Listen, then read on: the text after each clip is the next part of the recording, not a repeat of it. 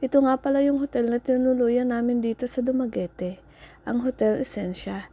Dahil nga sa kwarto ako ay mag-isa, tara, ituro muna kita.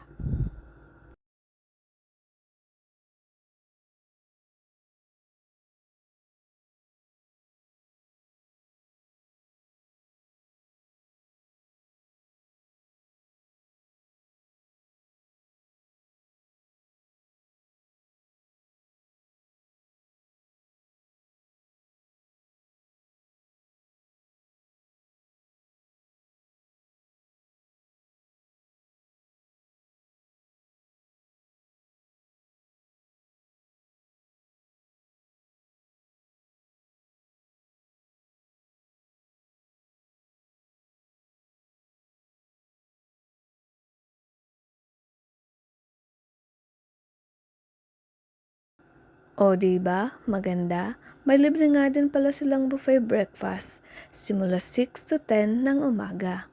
Kumpleto naman ang pagkain nila. Siguradong mabubusog ka.